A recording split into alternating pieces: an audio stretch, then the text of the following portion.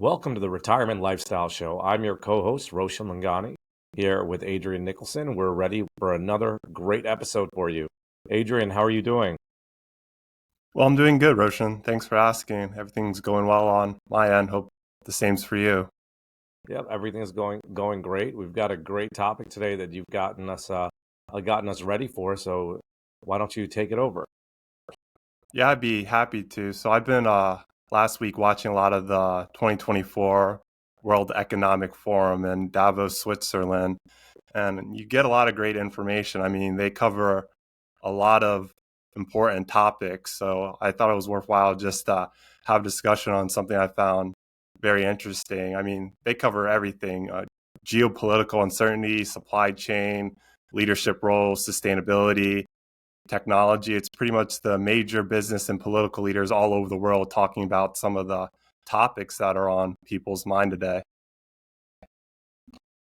That's great. And what did you take away from that? So there was one discussion that I found very interesting.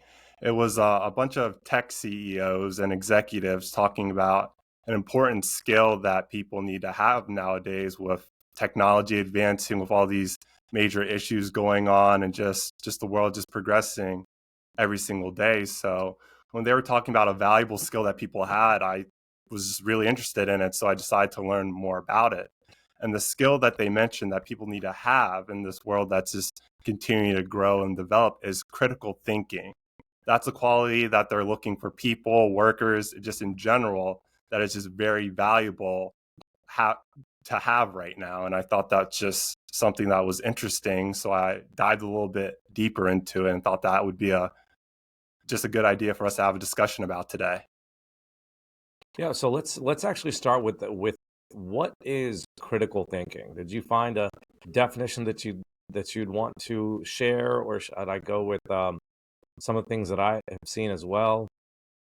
Yeah, so I just have the most basic definition of it. It's just analyzing, evaluating information, data, situations, whatever it is, just to help with decision making or come to any conclusions or judgment on whatever it is. So I think this is, again, just a very valuable skill once I look deeper into it. And I can understand why some of the top executives and political leaders in the world saying we need more critical thinkers nowadays to generate new ideas and to come up with solution. The overall theme that they were talking about this year is that there are a lot of global challenges, and global challenges need global solutions. And a way to accomplish that is just to have more people that are critical thinkers, that are really evaluating, analyzing everything that's going on and trying to come up with solutions and decisions just to help better the world. Yeah, and it's interesting that you mentioned how it's global, and I think the internet has helped tremendously with shrinking things down. Starting off as a way for scientists to share information. What other insights did you get regarding critical thinking? Well, I think it's just important just to talk about how it's just not only important in a professional setting, but just in a personal in your personal life as well, because again, this can help you with a lot of just issues or challenges that you face in your daily life. Like I mentioned, both in a professional work setting or just in your life. Every day people are faced with challenges and issues, and being great at critical thinking or really trying to learn and develop that certain skill set on just the very basic definition could just help you with an everyday problem. I mean, there's just a lot of examples I can use, whether you're at work and there's just a project or a deadline you have to meet. Sometimes just the best way is just to just take a pause and just really line item everything out and just see, all right, what's the best way for me to complete this project? What are some of the alternative solutions that I can come up with to help me meet the deadline? And just really just think and expand and get creative as possible just to complete whatever challenges or whatever you're facing right in the current time. Yeah, so how can you get better at critical thinking?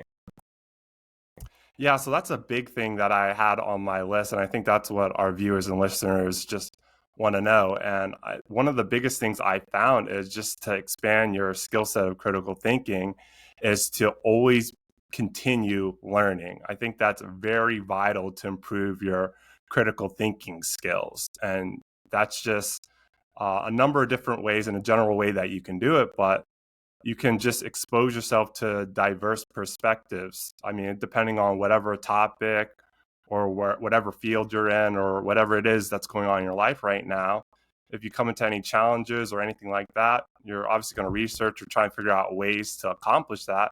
And what better way to do that than just to see what information's out there, hear from different people on how they accomplished or took care of that challenge or whatever answers are out there.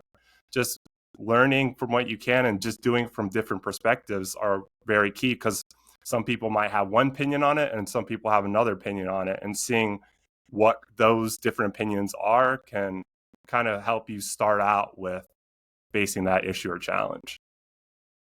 Yeah, when you mentioned not only this topic, but even what you just said about reading, it just reminded me of Buffett and quote that he recommends people read 500 pages a day, and his quote is read 500 pages like this every day. That's how knowledge works. It builds up like compound interest. All of you can do it, but I guarantee not many of you will do it. So Yeah. uh, that That's a good it one builds your because critical thinking. I mean, that's a good one because that was also on my list. A way to build that as well is reading and writing. That's a great way to help, generate new ideas and just expand whatever knowledge that you have given a situation. So that's a big one. So reading and writing, that's key there. And then also another one I have too, and this is something that we spoke on in a previous podcast, is to challenge assumptions, which is basically going against or really evaluating conventional wisdom. And I think that's crucial and important. And I think that's what some of these major leaders are really looking for people nowadays, not just taking everything face value or just going along with what works, but really just questioning it, analyzing it, testing it. And just because something has worked in the past, it might not be the answer today. So really challenge some basic conventional wisdom out there. And sometimes you might come to the same conclusion. That's fine. But just going out through that process can be really valuable and can help you out in the future. Yeah, and as the title of this or it described as critical thinking, that's another one that I've heard or seen in many places, that it says we currently have so much going on, we don't have time to just think, right? And Mm-hmm. whether it's about a problem or trying to find a solution, or it's just thinking in general, we're constantly have all the stimulus coming at us, whether it's from how quickly you can get information digitally, whether it's on your phone, on your computer, that taking some time to just think can be very valuable. Yeah, and I think that's why this skill set was really brought up. I mean, this overarching discussion and topic was under just the advancements of technology. And I think that plays into what you're saying right now, where we have as much information as there's ever really been in the history of time at our fingertips right now. So that does have a negative impact on people's critical thinking abilities. And I guess that's why a lot of these leaders are saying it's more important than ever that people do not lose this skill set, because like I mentioned, this is pretty much the foundation on how new ideas are created. And I think it's also important as well because it's also really going against not relying so much on technology all the time. I know just some big advancements that have been happening in just the recent future with technology is AI, cybersecurity, crypto, blockchain. These are all huge major developments in the field of technology. And over time, I believe some of these leaders think that people are going to become more reliant on them. And with that, people's critical thinking abilities won't be the same as it was before these huge technologies came in. And they're afraid that might stunt creativity, growth in certain industries where they're really trying to push people to really, question their beliefs, question the conventional wisdom, really just never take anything face value and always do your best to research, analyze, and come up with your own conclusion, because there are biases out there. There is incorrect information out there. And if you're so reliant on what you mentioned, Roshan, just we don't really have time to think, that can cause some issues. And that's something I really believe in and agree with. Yeah, and what you just described made me think of people's attention span in general, right? I've heard and read, and I'm trying to find the source right now, that attention spans are getting shorter, and I think it's all this information, or also just all these things out there. Like I think of scrolling on an app or like TikTok and all of that. You would think uh, would shorten attention spans. hmm And that could definitely also just impact you as far as just the relationships you have in life as well. That's something also that I looked to when it came to this skill set as well, where just critical thinking does have a positive impact when it comes to social settings, relationships, any kind of social dynamics that you have, because one, it helps create just an open mind, improves relationships where you are putting yourself in somebody else's shoes and really just trying to understand where they're coming from and where you're coming from, and just having that as a way to start a foundation of a relationship or improve it is important, and not just always expecting things, like I mentioned, just to be at face value, not really looking behind the curtain sometimes, just really understand maybe some of your dynamics of your relationships out there that you have with people in a professional, personal setting, family, friends, whoever it may be that you're close with or spend the most time with. Yeah, I don't think this gets limited to really anything. It's to everything you interact with, uh, personally, professionally, you name it. I think have improved critical thinking skills can help with as well. Do you have any hmm other tips or thoughts on how to improve your critical thinking?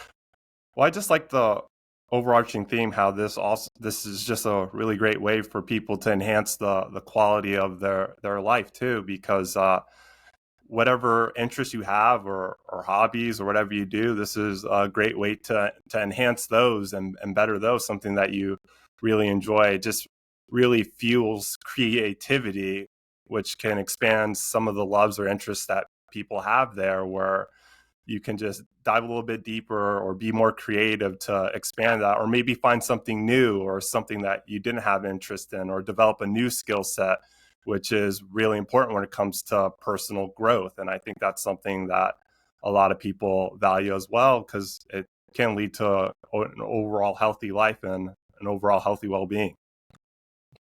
Yeah, and I saw a couple things online, and I want to go through some of their thoughts or ideas on improving critical thinking, and and just get your opinions on this. This one was interesting because I didn't see this many places. This is actually from Indeed, the career website. But the first thing it said is become more self-aware as a way to improve critical thinking. But they say knowing your personal preferences, strengths, weaknesses, and biases can help you better understand uh, how to approach a situation from what your perspective is, giving you the ability to look at it from a different perspective. Any Yeah, I thoughts think on that? that kind of helps with just being objective. I think that's the first thing that comes to Yes. mind for me. Yeah, yeah. The next one they have is understand your mental process. So understand how you came to a conclusion, and this is a little different from becoming more self-aware, which was their first thought, because this, obviously personal biases can help lead you to an outcome, and understanding your process can help with that. That's how they can overlap. But if you know how you got from point A to point B, you can then um, more easily uh, scrutinize that process to see if that was the way to go, or if there was another way that you think might be better, or a little bit of a tweak to it that may improve your outcome. hmm Yeah, that's a good one, honestly. And I guess another thing I want to brought up that I thought was interesting from this discussion or this panel was it's a common question that's now being asked a lot in interviews today. And the question that they're asking candidates, people that are applying for jobs, is what have you learned in the past 6 months? And I guess this is a way for employers or people out there just to really gauge somebody's mindset and see, is this person somebody that's always trying to learn? Is this somebody that's a critical thinker? Or they're always trying to expand this knowledge? And I think this is a really great question and a fun one. And when I first read this, I got stumped on it. So I was like, wow, that's a really good question. What's something that you learned in the last 6 months? So it's something that I've really been thinking about a lot. And I've had a lot of time to think about it because if our viewers and listeners aren't from the area, we've been snowed in a lot for the past couple of days. And it's Virginia. So if it snows a little bit, the whole place shuts down. So Yeah. the past couple of days I've been home just thinking about this question. What have I learned from the past 6 months? And I found out the reason why I kind of struggled a lot answering this question, what have I learned from the past 6 months, is because I feel like I'm at a place in my career where I feel like I'm learning something new every day. I'm always learning. So that's why it's so hard for me to just hone in on one thing that I've learned for the past 6 months. So I just kind of just picked one of the things that I've been learning the past 6 months. And I think one thing that I've been learning or just getting better at is asking questions, asking the right questions, targeted questions. And I think that's extremely important, especially when it comes to expanding your critical thinking set, because that's just the basis of this, asking the right questions, which will lead you to better analysis, evaluating a situation, data, whatever information you have, because it's a way for you to just expand on it more, to really direct and have a more accurate answer when you just expand the question out more. And I think that just leads you to more research and more questions, which ultimately can really create a complex situation and really simplify it down and be more specific. And I think that can be very valuable.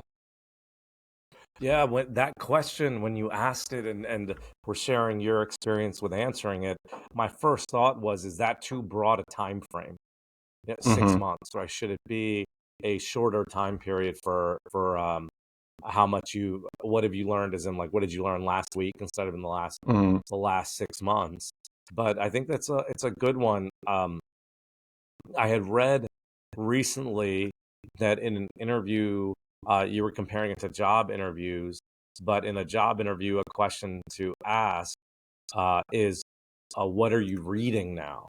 And the intent of that is kind of the same, but I came across this in a totally different way than you did, but to the same place.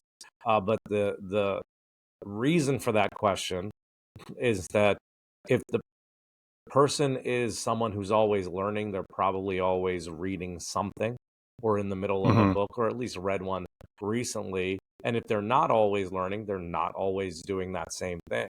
So if you want Mm-hmm. someone, and once again, this was coming from a hiring perspective, but you want someone who's always learning, you ask them that question and they'll give you an answer. And I wish I could remember the source. It was from a book I was listening to, an audiobook. And one of the examples they gave in the book was the person asking the question. Someone responded to them with a bunch of books they wanted to read but hadn't yet, and ended up Yeah. getting the job because the thought was they would complement them very well. Yeah, Mm-hmm. that was the conclusion in that one place. So if I can come up with the name of the book or the person who I need to give credit to, I will do that further along in the episode. I mean, that's great. Thanks for adding to that. And it just lines up with, I guess, the basis of the question is just seeing if you have an appetite for learning. I mean, there's always more to discover and understand in the world than just, and I think the interview says, I don't really care what your answer is. You can say, hey, I made a new pasta dish. I learned how to make pasta. That's just a good enough response. If you're just always just trying to learn something and you're always just trying to discover something new, that lines up with the question. But I just really enjoyed just like thinking about that question because it made me do some self-reflection, and that's why I, starting to understand that I'm learning a lot, and that's why I enjoy what I do, and I enjoy coming in every day is because there's always something new, and I'm always learning. I feel like that's very valuable, and when it lines up too with what these professionals are saying is something very valuable, is learning how to improve your critical thinking skill set. I thought that lines up as well. And I think that's something that, is very beneficial too, because I think this also just, helps out with whatever community you're in as well. Just generating new ideas, just trying to come up with any solutions with any issues out there is something that's never going to go away, because there's always problems and issues that come up in the world. And having these people out here that can come with ideas and figure out ways to respond to that is really important. Yes, it is. It definitely is. Do you have other things on your list, or I have a few more from this article on how to improve critical thinking? Yeah, I'd like to hear more from your article.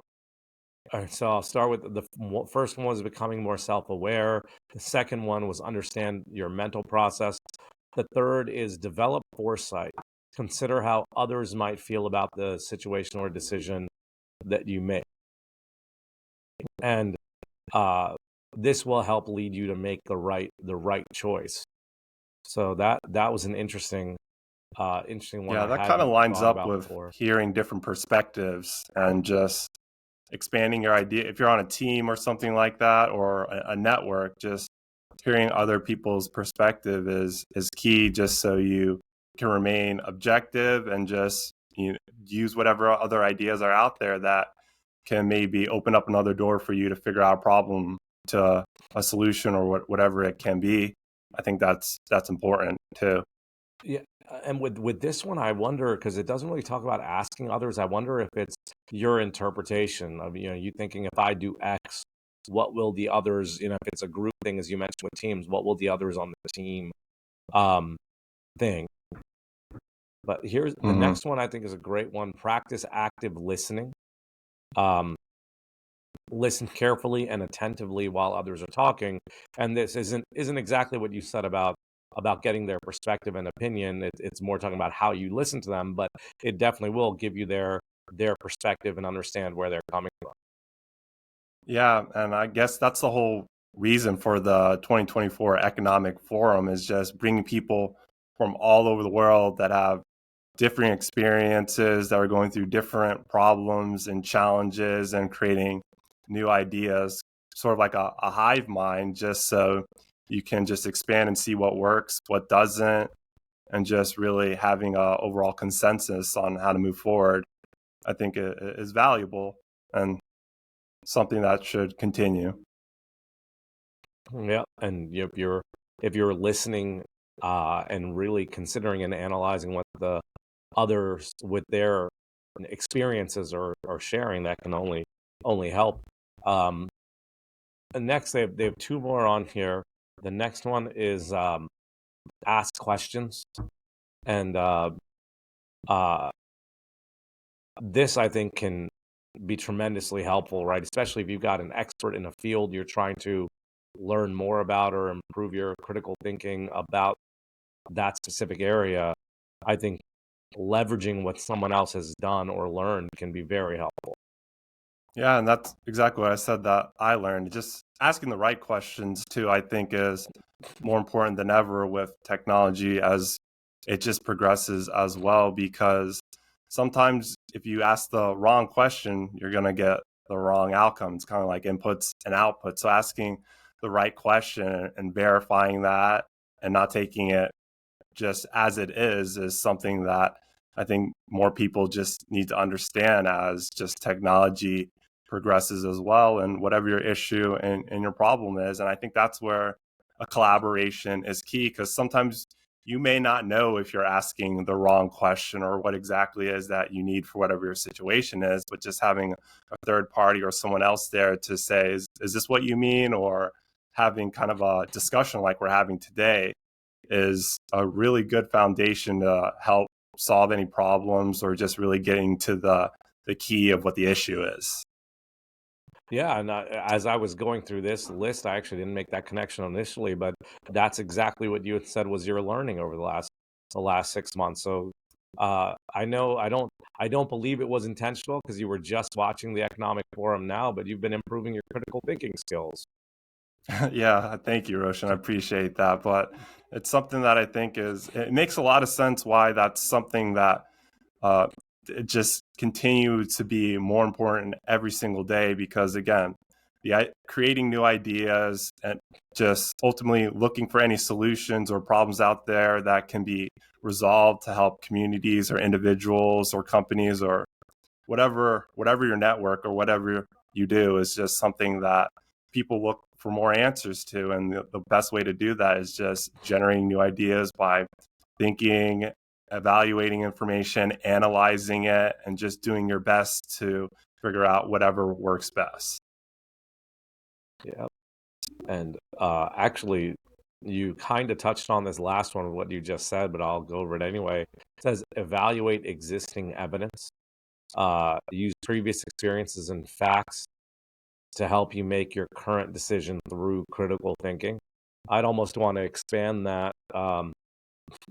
Once again, I don't remember the source of this, but there's a quote or a thought, something to the effect of the really intelligent person learns from other people's mistakes, not just their own. And I think this applies right here to our critical thinking discussion, because you can look at your experience, but you can also look at what others have experienced. And it's going to be a balance when it comes to this, because we talked about in the beginning of the podcast, as there's just so much information out there, and you have a serious problem or issue out there, there's just the information can just cause you to not even come up with this decision because you just spend so much time researching or analyze, where it just maybe makes your decision making even harder than it is. So trying to find that healthy balance and just managing your time is crucial when it comes to this. Yeah, I agree. I completely agree. This was an interesting one, Adrian. Do you have other items on your list to add regarding critical I mean, we thinking? went through everything as well, but I like the article that you shared as well. I think it lines up with a lot what I went through today. Yeah, for those of you listening, I think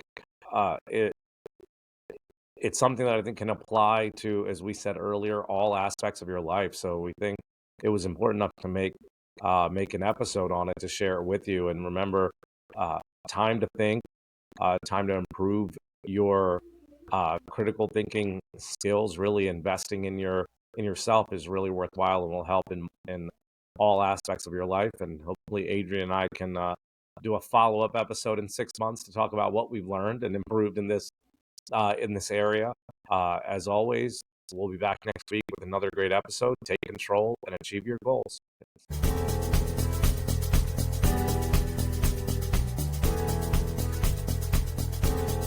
Schedule a conversation with Roshan, Adrian, or Eric today at retirementlifestyleshow.com. Roshan and Eric are certified financial planner practitioners. They, along with Adrian, are investment advisor representatives and serve clients across the U.S. with financial planning and investment advice through Arete Wealth. If you found this show helpful, gained knowledge, or enjoyed the time you spent with us, tell your friends and leave us a 5-star review.